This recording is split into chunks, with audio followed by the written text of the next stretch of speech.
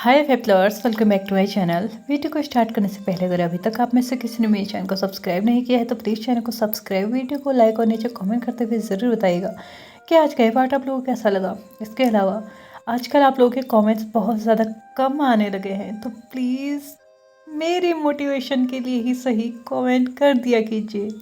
तो चलिए hate to love के नेक्स्ट पार्ट को स्टार्ट करते हैं। लास्ट पार्ट में हमने देखा था कि विंग फाइनली रसिया पहुंच चुका था। वहां जाने के बाद वो वासन सेरेन से मिल भी चुका था, बट जब सामने वो बैठी हुई थी और उन्होंने बोला था कि वही वासन सेरेन है, तो ये देख के विंग बहुत ज़्यादा शॉक्ड हो चुका था, क्योंकि जो वो उसे समझ रहा था वो वैसी नहीं थी। बहुत सिंपल सी क्लोज से, मतलब इतनी सिंपल लेडी इतने फेमस नेम के साथ उसने कभी नहीं देखा है। आज तक की लाइफ में उसने ऐसा देखा ही नहीं है।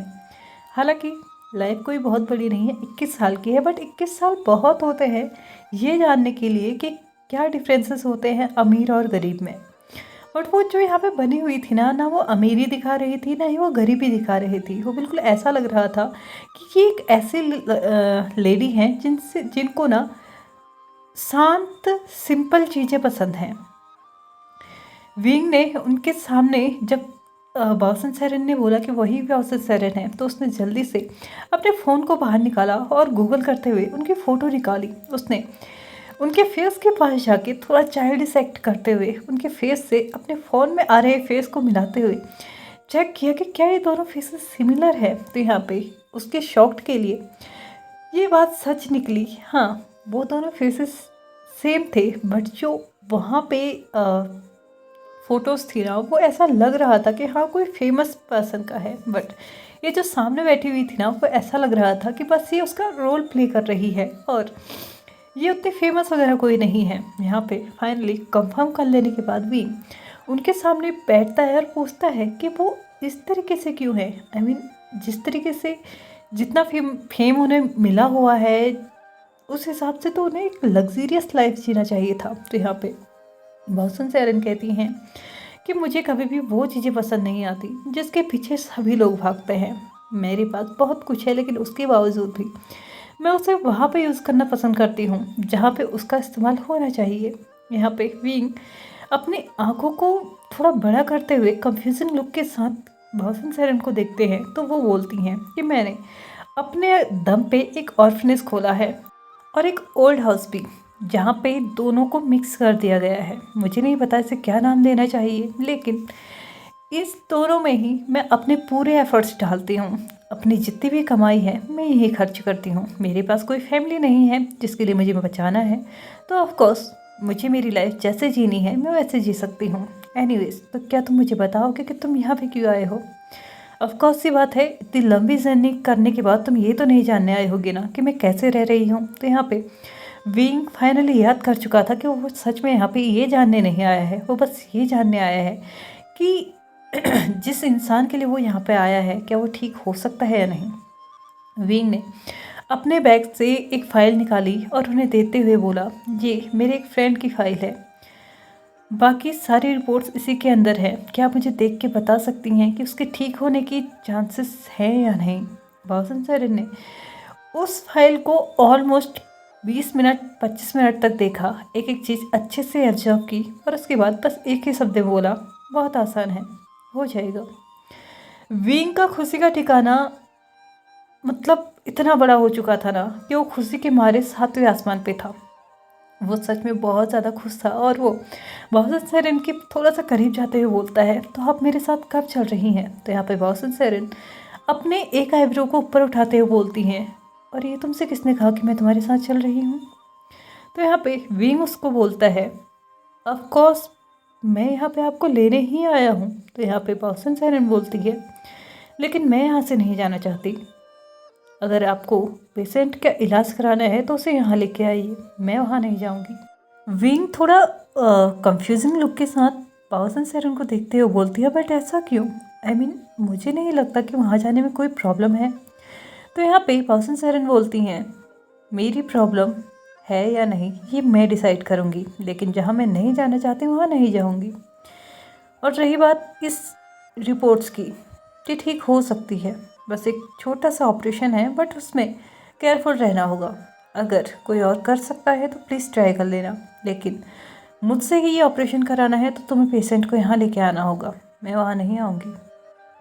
ऐसा कहते हुए उन्होंने अपना फाइनल डिसीजन दे दिया था और विंग के हाथों में वो फाइल दे दी थी। विंग यहाँ पे उनकी तरफ देखते हुए बोलता है, लेकिन ऐसा क्यों, क्या प्रॉब्लम है चाइना जाने में? तो यहाँ पे पासन सैनम बोलती हैं, मैंने तुमसे पहले ही बोल दिया, मेरी प्रॉब्लम मैं जानती हूँ, किसी और को बताने की इच्छा नहीं है। तो प्लीज़ अब इस बात को यहीं पे छोड़ दो और मत सोचो कि मैं तुम्हारे साथ चलूँगी, क्योंकि मैं सच में तुम्हारे साथ नहीं चल रही हूँ। हालांकि मैं ये भी जानती हूँ कि किसी पेशेंट का इलाज ना करना या उस पेशेंट की जान बच सकती है ये जानते हुए भी उसको इलाज के लिए मना करना एक डॉक्टर के लिए सबसे शर्मनाक बात होगी, लेकिन फिर भी मैं उस शर्मिंदगी को झेलने के लिए तैयार हूँ।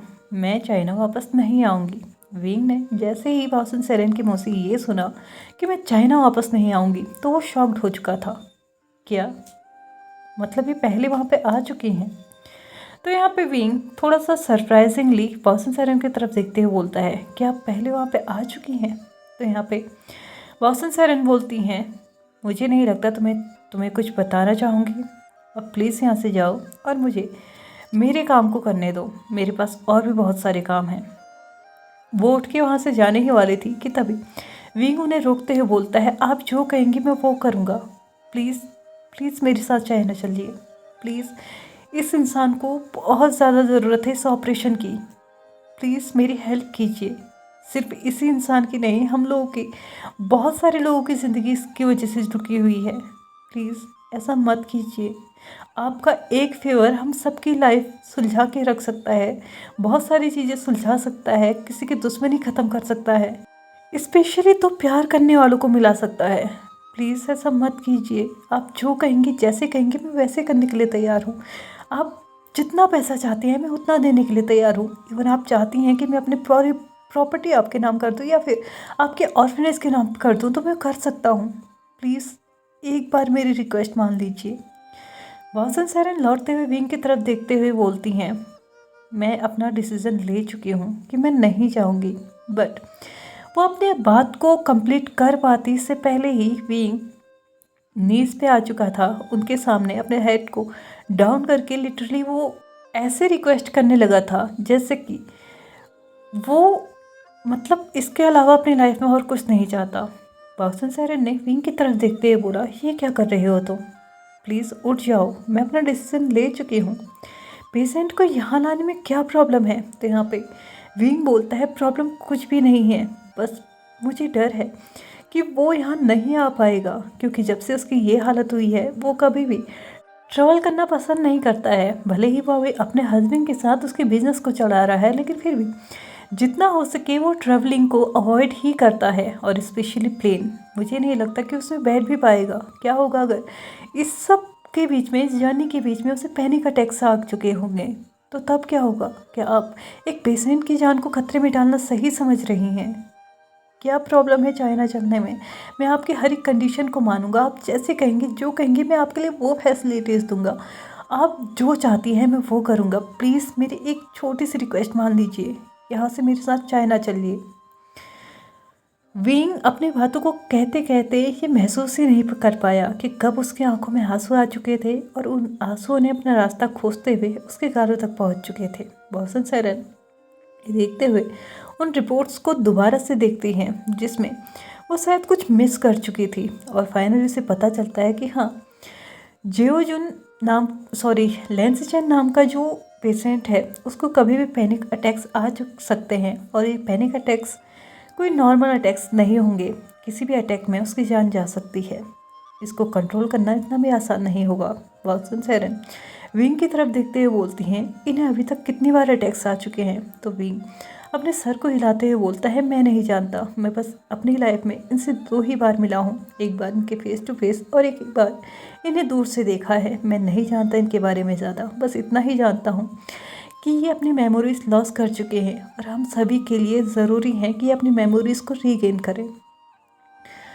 पासन सेरेन विंग से कुछ वक्त मांगती हैं, लेकिन विंग उन्हें ये बोलता है कि उसके पास ज़्यादा वक्त नहीं है, जितना जल्दी हो सके उतनी जल्दी प्लीज़ डिसीज़न लीजिए और एक पॉजिटिव डिसीज़न लीजिए, क्योंकि किसी इंसान की जान ही नहीं, बहुत से लोगों के रिश्ते दांव पे लगे हुए हैं, बहुत सारी चीज़ें दांव पे लगी हुई है। अगर आप एक डिसीजन लेंगे यहाँ से चाइना चल के उसके ऑपरेशन करने का, तो आप नहीं जानती आप कितने लोगों की ज़िंदगी आप बचा रही होंगी। प्लीज़ इस डिसीजन को जितना हो सके उतना फास्ट लीजिएगा। वासन सेरन विंग की तरफ देखते हुए बोलती हैं, उठ जाओ। अगर मैं अपना माइंड चेंज करती हूँ तो कल सुबह तक मैं तुम्हें रिप्लाई दे दूँगी। अगर नहीं किया तो प्लीज़ यहाँ से चले जाना, क्योंकि मुझे नहीं पसंद कि कोई मुझे फोर्स करे।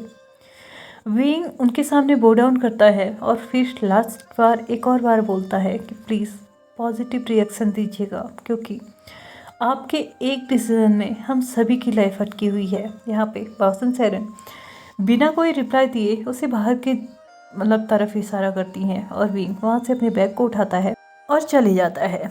विंग जब अपने रूम में पहुँचता है, आई मीन होटल रूम में, तो वो देखता है कि उसके फ़ोन पे ना बहुत सारे मैसेजेस आ चुके थे जो ईमेल्स थे, और साथ ही साथ अब उसने अपने लैपटॉप को देखा तो उसकी जो सोशल आईडीज़ थी ना उसमें भी बहुत सारे मैसेजेस थे और वो लैनवांग जी के एंड से थे। पिछले एक हफ्ते में उसने लैनवांग जी से लगभग ना के बराबर बात की थी। जब भी लैनवांग जी ने कॉल किया था उसने बस ये कह के बात को टाल दी कि वो बहुत ज़्यादा बिजी है, इस वक्त बात नहीं कर सकता, और लैनवांग जी हर बार बस उसे कॉल मैसेज करते ही रह जा रहा था। अपने एंड से विंग ने उससे बात नहीं की थी, क्योंकि विंग के पास सच में इतना टाइम नहीं था कि वो लैनवांग जी से बात कर पाए, और अगर लैनवांग जी से वो बात करता तो ऑफकोर्स सी बात है वो अपने सारे प्लान्स लैनवांग जी को बताता, और लैनवांग जी भी इस वक्त शायद यहाँ आने की जिद कर रहा होता या फिर कोई और चीज़ होती। लेकिन अब विंग उसको एक और बार ट्रबल में नहीं डालना चाहता था, इसलिए उसने अपने प्लान्स को बिल्कुल भी लैनवांग जी तक पहुंचने नहीं दिया था, जिसका रिजल्ट ये था कि लैनवांग जी को ये लगने लगा था कि शायद विंग उसे अवॉइड कर रहा है या इग्नोर कर रहा है, या फिर कोई और रीज़न है, कोई बहुत बड़ा रीज़न है जिसकी वजह से विंग इस वक्त उससे बात नहीं करना चाहता। लैनवांग जी ने बहुत सारे मैसेजेस किए थे, बहुत सारे मेल्स किए थे, क्योंकि जब लैनवांग जी ने आज उसका कॉल ट्राई किया था तो उसका कॉल नहीं लग रहा था। ऑफकोर्स चाइना से रसिया आना, उसने कोई स्पेशल अरेंजमेंट्स नहीं किए थे, अपने सिम का कुछ जुगाड़ नहीं बैठाया था, जिसके चलते यहाँ पे फ़िलहाल उसके नेटवर्क नहीं थे और उसका फ़ोन भी ऑन नहीं था। हाँ, वाईफाई से वो कनेक्टेड था, जिसकी वजह से जो नेट के थ्रू मैसेजेस आने थे, मेल्स आनी थी, सोशल मीडियाज़ पे उसकी आईडीज़ एक्टिवेट होनी थी, वो हुई थी, बट हाँ उसका कॉल नहीं लग रहा था। और ये जान के लैनवांग जी को बहुत ज़्यादा वो वरीड होने लगा था, और उसके बहुत सारे कॉल मैसेजेस वहाँ पे सोशल मीडिया के ऐप्स पे आई हुई थी। विंग ने लैनवांग जी को फाइनली रिप्लाई किया कि चिंता मत करो, मैं बिल्कुल ठीक हूँ और मैं इस वक्त रसिया में हूँ। लैनवांग जी ने जैसे ही मैसेज देखा तो वो बहुत ज़्यादा शॉक था कि आखिरकार लैनवांग जी विंग इस वक्त रसिया क्या कर रहा है। तो विंग उसको बोलता है, जैसे ही मैं वापस लौटता हूँ मैं तुम्हें सब कुछ बताऊँगा, प्लीज़ तब तक चिंता मत करो, और हाँ इतना वरीड होने की भी ज़रूरत नहीं है, मैं बिल्कुल ठीक हूँ और जो भी कर रहा हूँ हर एक चीज़ सही ही जा रही है, चिंता मत करो, बहुत जल्दी ही सब कुछ ठीक हो जाएगा। ऐसा कहते हुए उसने 2-4 हार्ट के इमोजीज लैनवांग जी को सेंड कर दिए। लैनवांग जी जो दूसरी तरफ सोच रहा था कि आखिरकार विंग कर क्या रहा है जो वो उसे बता तक नहीं सकता। इवन एटलीस्ट रशिया जाने से पहले तो उसको बता ही सकता था ना। क्या सच में उसके लिए चीज़ों को जानना इतना अजीबोगरीब होगा जो वो बता ही नहीं पाया। इसके बाद लैनवांग जी और विंग के बीच में कोई बात नहीं हुई थी। विंग सोने जा चुका था, बट मजाल है जो उसकी एक बार भी आंख लग गई हो। रात भर वो बस करवटें बदलते रहा, अपने लैपटॉप को चेक करते रहा, अपने फ़ोन को चेक करते रहा कि कभी रिप्लाई आएगा, अभी रिप्लाई आएगा, अभी मेल आएगा, अभी कुछ रिप्लाई मिलेगा। उसने हर एक आधे घंटे में अपने फ़ोन को, अपने लैपटॉप को चेक करना बिल्कुल ऐसे स्टार्ट किया था जैसे कि वहाँ से वासन सेरन ने उसे कहा ही हो कि वो उसको रिप्लाई ज़रूर देगी। ऑलमोस्ट सुबह के 5 बज चुके थे, बट विंग के ना ही लैपटॉप में कोई रिप्लाई था और ना ही फ़ोन में कोई रिप्लाई था। ये देख के विंग को शायद लगने लगा था कि वासन सेरन अब उसे रिप्लाई नहीं करने वाली, और जैसे कि उन्होंने पहले ही बोल दिया है कि वो अगर रिप्लाई नहीं देती हैं तो प्लीज़ उसे बॉदर ना किया जाए। इस बात को मानते हुए विंग ये सोचने लगा था कि शायद अब उसे लौट ही जाना चाहिए और हर चीज़ को छोड़ के गिव अप कर ही लेना चाहिए या फिर किसी और की तलाश करनी चाहिए, क्योंकि बॉसन सेरन शायद उसको रिप्लाई नहीं देंगे।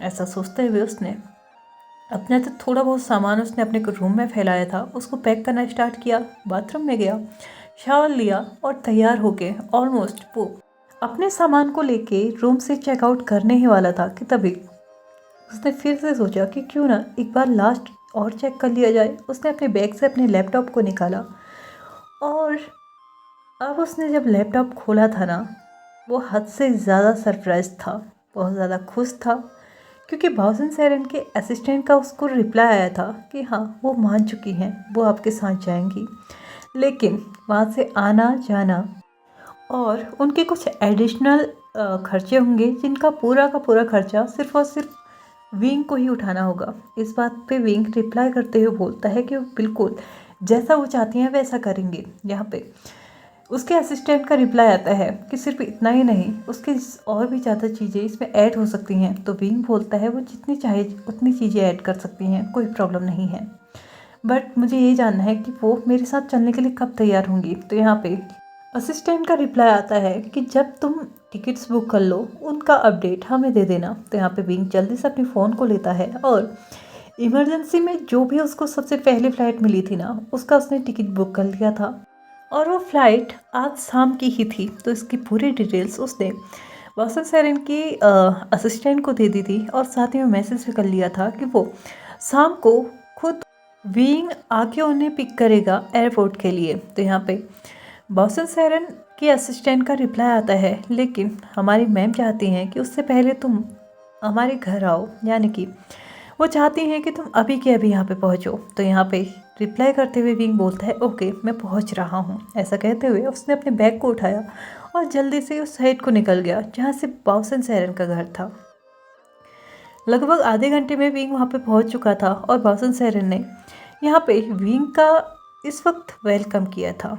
हाँ, विंग का वेलकम हुआ था बहुत अच्छे स्वीट स्वीट से पकवानों के साथ और खाना जो कि बहुत ज़्यादा लजीज था। विंग को बॉसन सेरन बोलती हैं कि उसे आज का पूरा दिन यहीं पे बिताना होगा, बस यही उसकी एक मात्र ख्वाहिश है। विंग समझ नहीं पा रहा था कि ये क्या मतलब है। यहाँ पे बॉसन सेरन बोलती हैं कि ओके फ्लाइट की अरेंजमेंट्स तुम ही करोगे, वहाँ पे जाके मेरे जो खर्चे होंगे वो भी तुम ही करोगे, लेकिन जैसे कि तुम जानते हो ये ऑपरेशन बहुत बड़ा ऑपरेशन है। आई मीन भले ही मेरे लिए छोटा है लेकिन औरों के लिए बहुत बड़ा ऑपरेशन है, जिसके चलते और इसके लिए बहुत बड़ी फीस मांग सकते थे, लेकिन मेरे लिए इतना काफ़ी है कि तुम अभी से शाम तक का टाइम मेरे साथ स्पेंड करोगे। विंग अभी फिर से कंफ्यूज हो चुका था कि आखिरकार ऐसा क्यों। तो यहाँ पे वो पूछता है बॉसन सेरन से कि क्या मेरा बस आपके साथ टाइम स्पेंड करने से ही आपकी फीस हो जाएगी। तो यहाँ पे बॉसन सेरन मुस्कुराते हुए बोलते हैं हाँ हो जाएगी। विंग उनकी बातों को मानता है और सेम वही करता है जो ऐसा कि उन्होंने कहा था। पूरी दिन भर उन्हीं के घर में था, बट हाँ यहाँ पे बॉसन सेरन ने जो माहौल बनाया था ना, वो बिल्कुल ऐसा बनाया था जैसे कि वो अपने बच्चे को पैम्पर कर रही हो, टाइम टाइम पे खिलाना पिलाना, उसको डांटना, ये मत करो, ऐसे मत बैठो, वैसे मत बैठो। और विंग को मानो एक ही दिन में ये समझ में आ चुका था कि माँ बाप जब अपने बच्चों को डांटते हैं ना, बिल्कुल ऐसे ही डांटते हैं, मतलब हर एक चीज़ का ध्यान रखते हुए। फाइनली इवनिंग में उन दोनों की फ़्लाइट का टाइम हो चुका था। विंग ने बॉसन सेरन से रेडी होने के लिए बोल दिया था और वो खुद कैब का इंतज़ाम करने लगा था। 15 मिनट में वो दोनों कैब में बैठ भी चुके थे और आधे घंटे में ही वो लोग एयरपोर्ट पहुंच चुके थे और फाइनली लेट नाइट वो लोग चाइना पहुंच चुके थे। विंग बॉसन सेरन को लेके अपने घर पहुंचा था और जैसे ही यहाँ पे बॉसन सेरन को विंग के पेरेंट्स ने देखा था ना, वो हद से ज़्यादा शॉक थे। लेकिन ये शॉक्ड क्यों थे ये तो हम कल देखेंगे, क्योंकि अभी मेरा टाइम हो चुका है इस पार्ट को यहीं पे ख़त्म करने का। तो चलिए फ्रेंड्स, आज के इस पार्ट को हम यहीं पे ख़त्म करते हैं। वीडियो पसंद आए तो please like share subscribe and comment करते भी जाइएगा। Thank you so much for watching my video and bye bye.